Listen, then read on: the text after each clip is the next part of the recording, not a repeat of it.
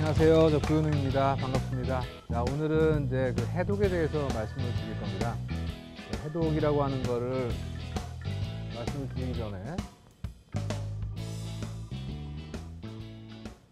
이걸 왜 해야 하냐면 우리가 지금까지 계속 먹는 거, 그다음에 숨 쉬는 거 이런 거 다 했잖아요. 그게 뭐예요? 안으로 들어온 것만 했단 말이에요. 들어왔으면 우리가 나가야 되는 것도 있잖아요. 그래서 이 해독이라고 하는 거는 이제 나가야 되는 거에 대한 설명을 하는 겁니다. 근데 제일 중요한 거는 우리가 아무런 그러한 공해 사항이 없이 깨끗한 속에 살아도 우리가 먹는 것 속에 정상적으로 우리 몸 안에서 쭉 대사가 다 끝나면 그걸 빨리 내보내야 되는 것들이 생기게 돼요. 그래서 그런 부분들도 내보내는 것도 해독이에요. 하루에 보통 700가지 종류의 새로운 물질이 만들어진대요. 하루에 700가지. 그래서 첫 번째는 들어온 거를 내보내는 것이 또 중요하지만 이제 안 들어오게 만드는 게 중요한 거잖아요. 근데 안 들어오게 하는 것보다 더 중요한 거는 뭐가 해로운지가 중요한 거예요. 그러니까 구분을 잘 못한다는 거죠. 그러니까 여기 계시는 분들 상당수가 돈 주고 독사 먹는 거를 매일매일 비일비재로 하는 거예요. 내가 하루 종일 열심히 일해서 돈을 벌어갖고 가게에 들어가서 돈을 내고 독을 사가지고 나온다고 독을 마신다고. 근데 그걸 하지 말아야 되는 거죠. 그래서 대표적으로 우리가 이 독에 들어가는 것들이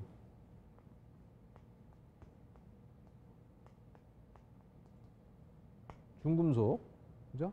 그 다음에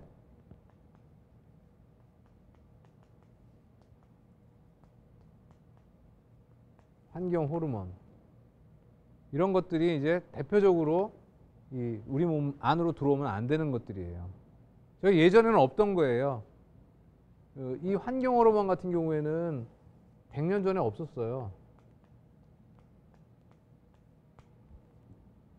이 중금속도 석탄을 떼기 전까지 없었어요.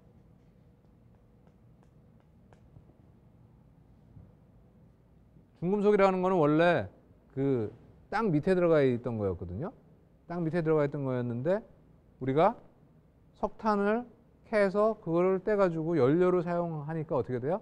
땅 속에 있는 거를 사람이 막 두더지처럼 파고 들어가고 그걸 막 열심히 목숨 걸고 캐낸 다음에 그걸 떼서 뭘 했어요?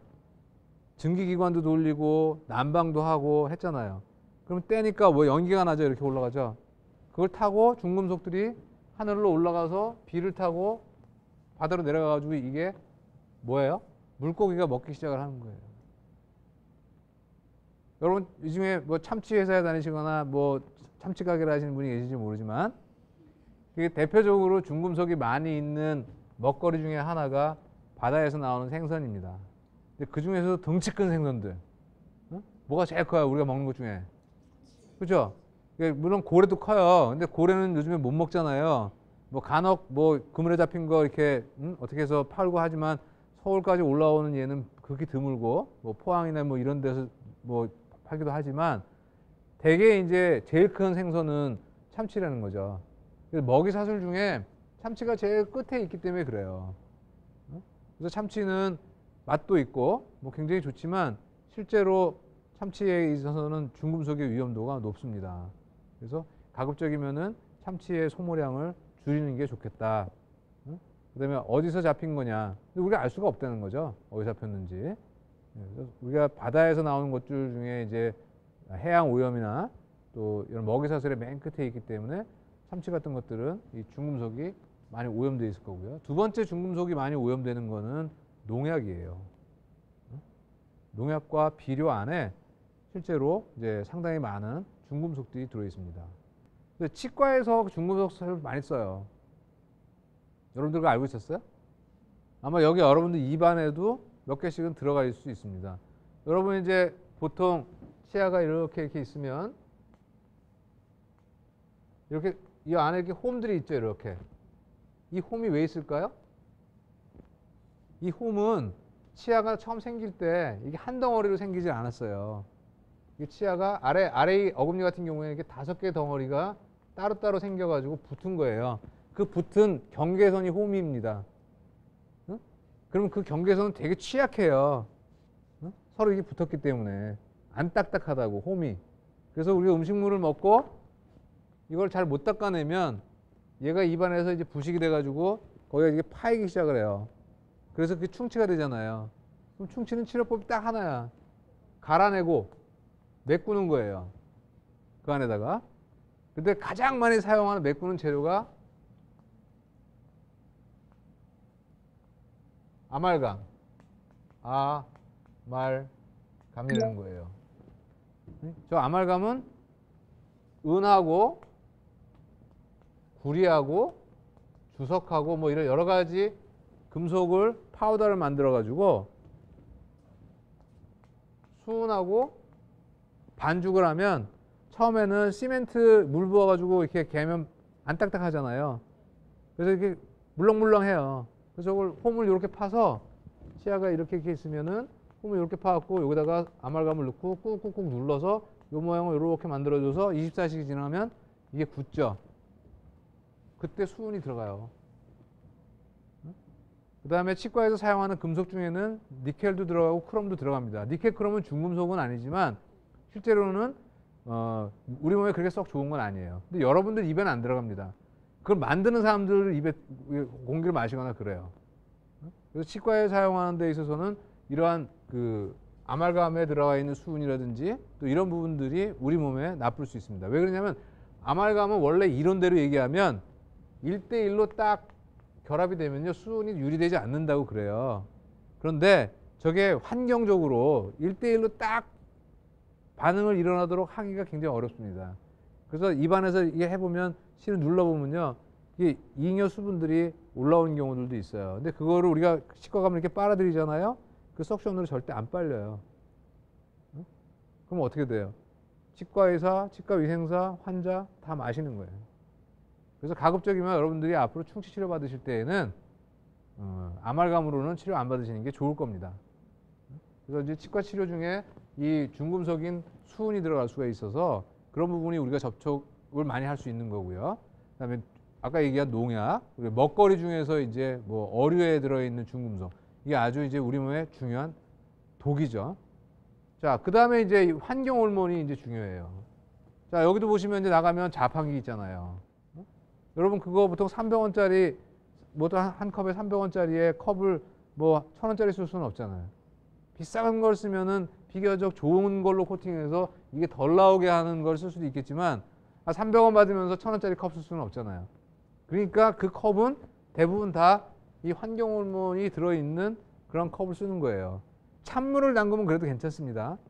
열을 가하면 녹아 나와요. 근데 우리 모든 물질은 뭐가 있어요? 구조라는 게 있죠. 화학식이라는 게 있잖아요. 근데 여러분, 특히 여러분 다 여자분들이잖아요. 여성 호르몬하고 이 환경 호르몬하고는 구조식이 거의 비슷해요.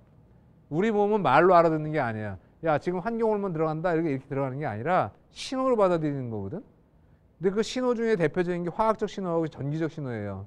아까 통증에서는 신경이 전달한다 그랬는데 그건 전기적 신호를 전달하는 거고 신경과 신경 사이에는 화학적 물질이 들어가는 거 화학적으로 전달하는 거잖아요. 그러니까 외부에서 화학 물질이 들어오면 얘를 우리 몸이 내 거야 아니야를 구분해야 되는데 이게 화학식이 비슷하면요 헷갈려서 그냥 내 걸로 받아들인다고 반응을 하게 돼요. 그러니까 어떻게 돼요?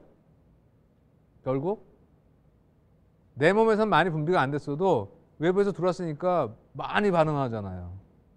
그래서 아이들이 그런 걸 많이 먹게 되면 성조숙증에 걸리는 거고 어른들이 많이 먹게 되면 어떻게 돼요? 유방암도 더 많이 유발할 수 있고요. 그 다음에 뭐가 돼요? 생리의 밸런스가 깨질 수가 있죠. 생리의 밸런스. 그래서 이런 환경 호르몬과 같은 물질들이 많이 들어있는 것들이 우리가 식기, 플라스틱으로 만든 식기라든지 이런 데에 많이 들어있어요. 자, 그러면 본격적으로 우리가 그러면 그렇게 해서 들어온 걸 어떻게 할 거냐에 대해서 얘기를 해볼게요. 이 중금속은 일단 내 몸에 들어왔는지 안 들어왔는지 알아야 되잖아요. 그 검사하는 방법이 딱 두 가지밖에 없어요.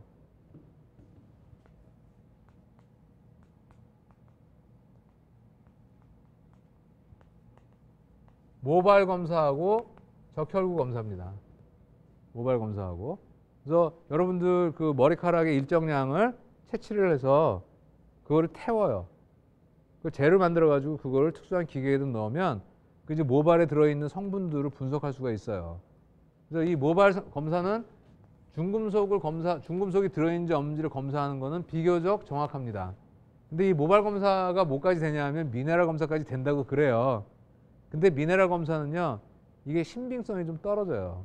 그래서 여러분이 어디 가서 모발 검사를 할 때 미네랄이 모자라다 아니다 그거는 실은 좀 약간 신뢰도가 떨어지는 거지만 이 중금속이 얼만큼 내 몸속에 들어있냐 안 들어있냐는 비교적 정확합니다.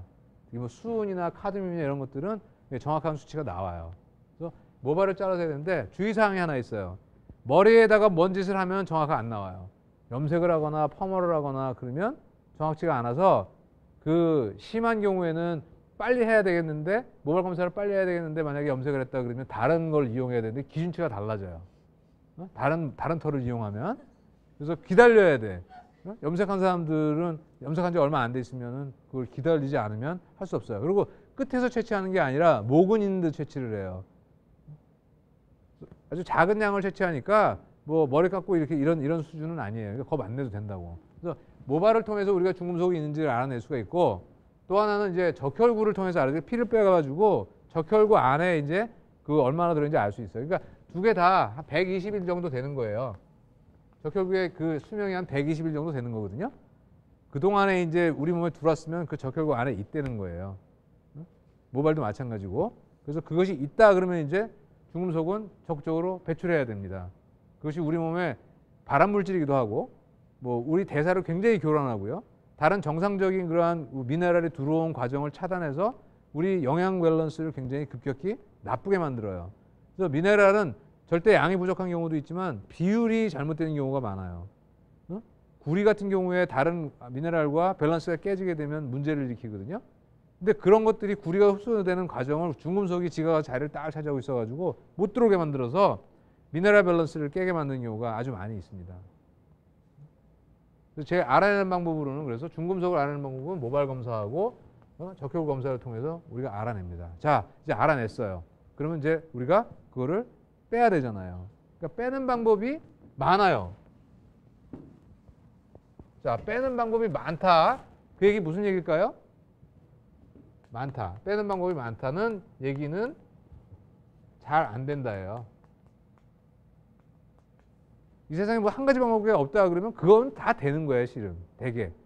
그러니까 치료법이 많아요 그러면 그거 잘 안 되는 거예요. 아, 이거 하나로 치료하시면 됩니다. 이러면 그거 잘 되는 거예요. 대개가. 이것도 마찬가지예요. 중금속을 치료하는 방법은 많은데 결국 잘 안 된답니다. 그 두 번째는 했으면 일정 기간 동안 그 해독 방법을 썼으면 다시 한번 검사를 해야 돼요. 빠졌나 안 빠졌나. 안 빠졌으면 뭐예요? 그 방법 안 듣는 거죠. 그래서 제일 좋은 것 중에 하나가 이제 식이섬유를 많이 섭취하는 겁니다. 첫 번째는 식이섬유를 섭취하면 식이섬유가 우리 몸에 들어가면 이제 물을 먹잖아요. 그럼 얘가 이제 스펀지처럼 역할을 해요. 그래서 흡착을 한다고 1차적으로는. 그래서 흡착을 통해서 가니까 식이섬유를 많이 먹는 거는 중금속뿐만이 아니라 우리 몸에서 굉장히 많은 이로운 일들을 하죠.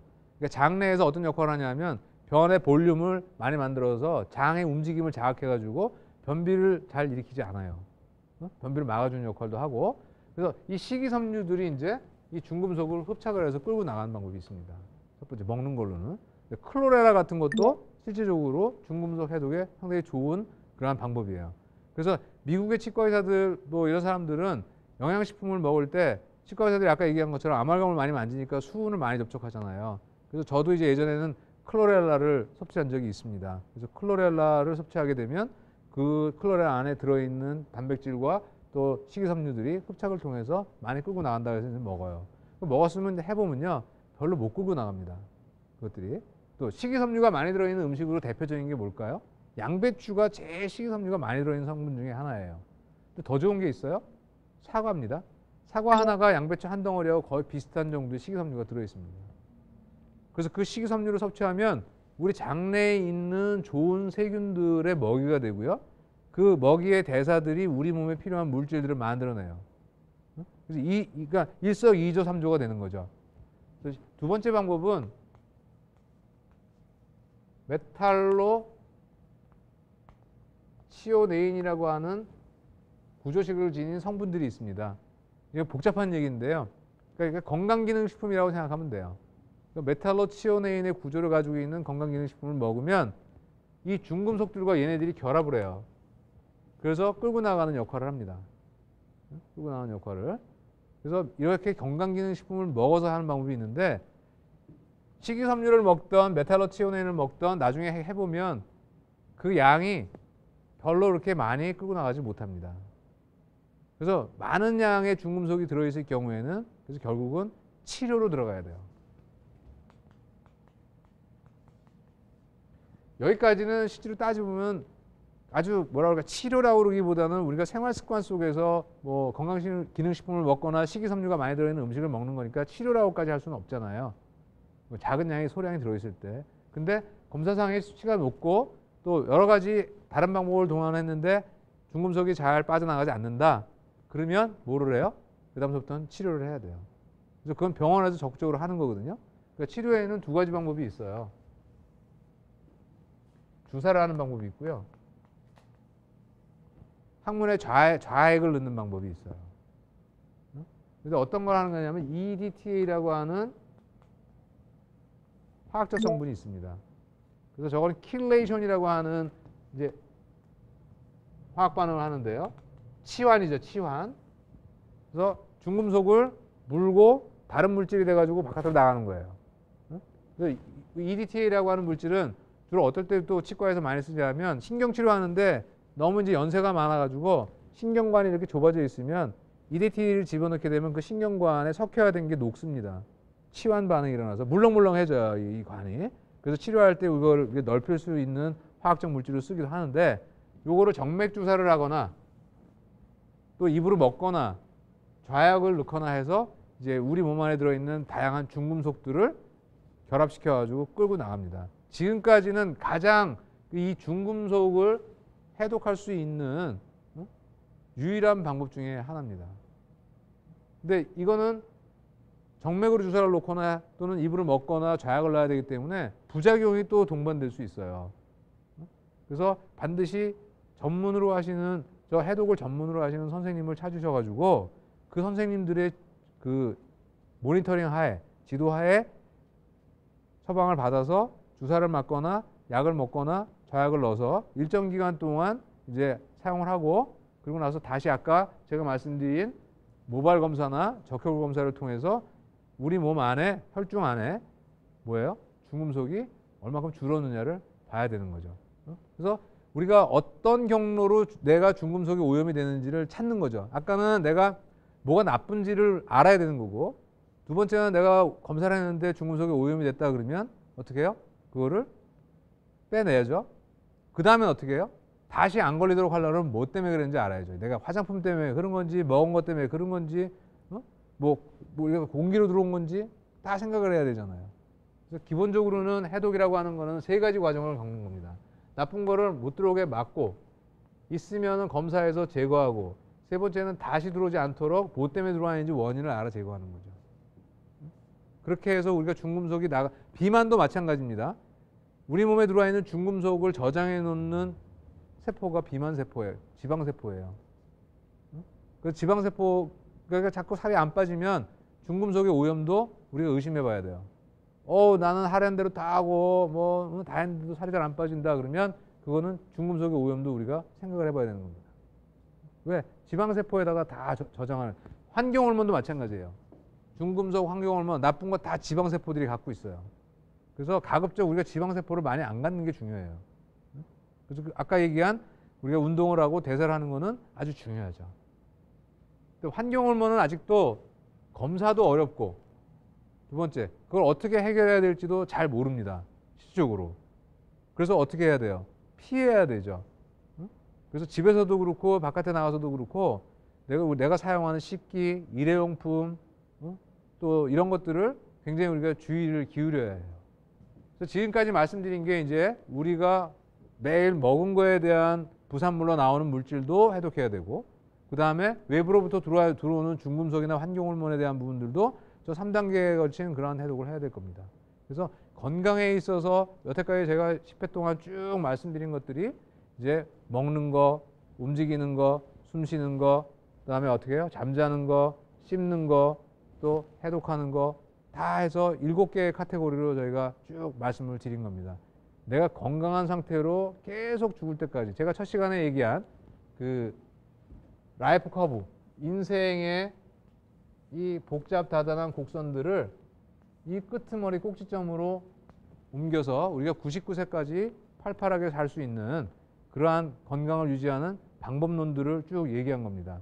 그래서 정리를 해보면 가장 중요한 게 제일 서두에도 얘기해 드렸지만 먹는 겁니다. 독을 먹었으면 내가 독을 많이 품을 거고요. 내가 건강한 걸 먹었으면 건강한 걸 많이 품을 거고요. 그 다음 먹는 거 먹었으면 어떻게 돼요? 그 다음에 아까 얘기한 것처럼 먹은 것 중에서 우리가 정상적으로 먹은 것 중에서 불필요한 거는 내보내야 되고요. 그 다음에 우리 인생의 3분의 1은 자니까 잘 자야 되겠죠.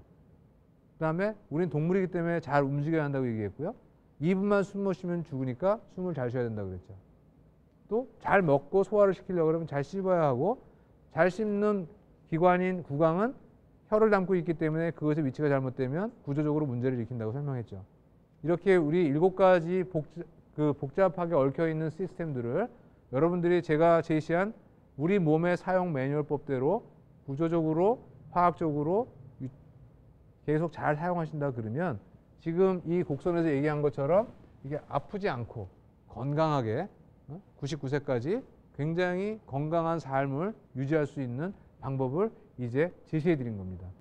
그래서 제가 첫 시간에도 여러분들한테 저 그림을 가지고 선물을 드렸듯이 건강을 7가지의 레인보우라고 하는 그런 그 분야에 여러분들이 정상적인 것이 어떻게 유지하실 것인가를 꼭 주지하셔서 평생토록 건강하시다가 신이 부르면 행복하게 살았노라 하고 돌아가시는 그런 좋은 인생을 사시는 것이 제가 이 강의에 바라는 목적입니다.